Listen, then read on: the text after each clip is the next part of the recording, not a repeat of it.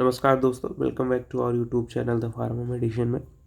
दोस्तों, आज हम आपको यूडापा से रिलेटेड सारी इन्फॉर्मेशन अपने YouTube channel the Pharma Medicine में देंगे और ये बताएंगे कि यूडापा पेशेंट को किस इंडिकेशंस में यूज होता है, इसके साइड इफ़ेक्ट्स क्या होते हैं, इसके यूजेस क्या हैं, डॉक्टर किन पेशेंट्स पे यूडापा यूज़ करता है और उसमें होने वाले कॉम्प्लिकेशंस या उससे होने वाले फ़ायदे, आज सारी इन्फॉर्मेशन हम आपको अपने यूट्यूब चैनल पे देंगे।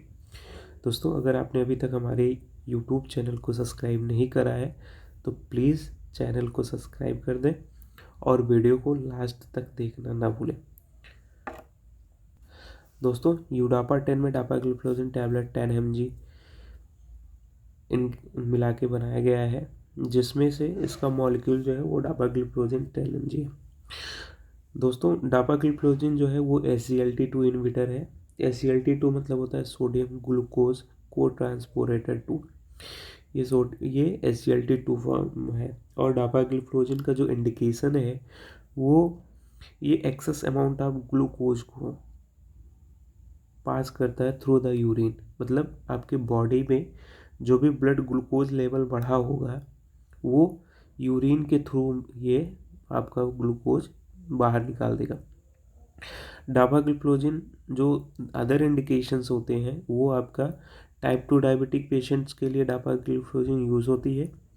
ऐसे पेशेंट या ऐसे रोगी जिनमें ग्लूकोज की मात्रा अधिक है या ब्लड ग्लूकोज लेवल मेंटेन नहीं हो रहा है, वहाँ पे यूडापा 10 mg का उपयोग किया जाता है, डापाग्लिफ्लोज़िन 10 mg का उपयोग किया जाता है।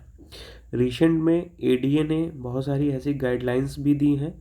अमेरिकन डायबिटीज़ एसोसिएशन ने बहुत सारी ऐसे गाइडलाइंस भी दी हैं जहाँ पे डॉक्टर्स जो है वो डापाग्लिफ्लोज़िन को एड ऑन थेरेपी में यूज कर रहा है या तो किसी मॉलिक्यूल के कॉम्बिनेशन के साथ में यूज कर रहा है, जैसे मेटफॉर्मिन के साथ में यूज कर रहा है या सीटाग्लिप्टिन के साथ में यूज कर रहा है या बिल्डा के साथ में सीटा या बिल्डा के साथ में काम इसका यूज कर रहा है। तो दोस्तों, इसके इंडिकेशन में ये भी है कि ये आपका जो है ब्लड ग्लूकोज तो मेंटेन करता ही है, लेकिन आप जब ओबीस है या तो आपको मोटापा है तो ये 2 to 6 kg up to 6 month में वेट रिडक्शन भी कर रहा है। डापाग्लिफ्लोज़िन में कुछ नई रिसेंट्स में स्टडीज़ पब्लिश हुई हैं जिनको हम लोग डापा HF के नाम से जानते हैं, डापा CKD के नाम से जानते हैं और डापा टिमिट्राइल 58 के नाम से जानते हैं। कुछ ऐसे पेशेंट्स होते हैं जो डायबिटिक होते हैं और उनको हार्ट कॉम्प्लिकेशंस होती हैं, वहाँ पे भी डापाग्लिफ्लोज़िन का उपयोग कर सकते हैं। कुछ ऐसे पेशेंट होते हैं जो CKD के पेशेंट होते हैं जिनमें क्रोनिक किडनी डिजीज़ होता है, जिनका EGFR level glomerular filtration rate गिर रहा होता है, वहाँ पे भी पेशेंट को डापाग्लिफ्लोज़िन दे सकते हैं।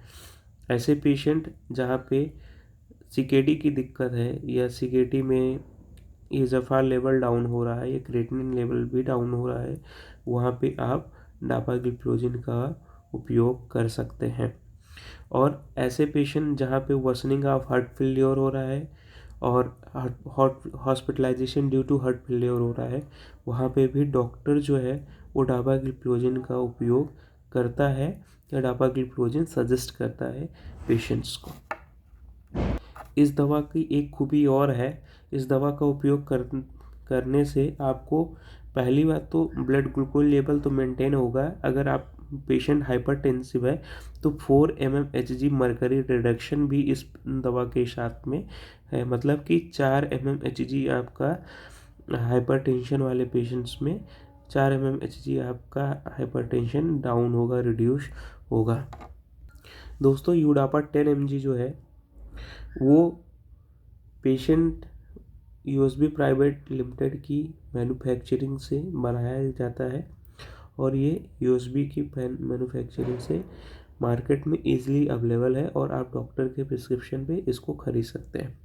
दोस्तों, इस दवा को की डोजिंग जो है, अगर डोजिंग के ऊपर आते हैं तो इस दवा का उपयोग आपको दिन में 1 बार लेना है या तो सुबह आप खाने के साथ में ले सकते हैं या खाने के बाद में ले सकते हैं।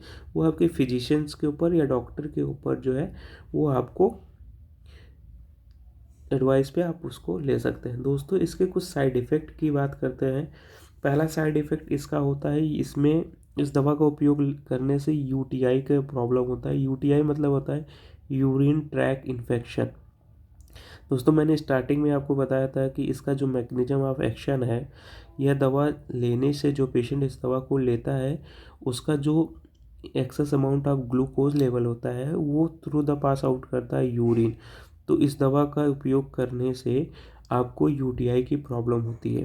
तो वहाँ पे डॉक्टर क्या करता है कि आपको अपने प्राइवेट पार्ट को हाइजीन के लिए सजेस्ट करता है कि आप अपने पार्ट को जब भी टॉयलेट जाएं वो करें तो उसको क्लीन करें, क्योंकि यूटीआई की प्रॉब्लम होगी तो फंगल डिसऑर्डर्स होना स्टार्ट हो जाता है। तो धीरे धीरे वहाँ पे फंगल इन्फॉर्मेशन हो जाता है। तो वहाँ पे इस केस में आप अपने फंगल पार्ट को साफ करके रखिए। दूसरा ये होता है कि नौसिया, वोमिटिंग, डायरिया, ये सारी चीज़ें इस दवा के साथ में आम है। तो दोस्तों, अगर वीडियो आपको पसंद आई हो तो चैनल को सब्सक्राइब करना ना भूलें। Thank you so much.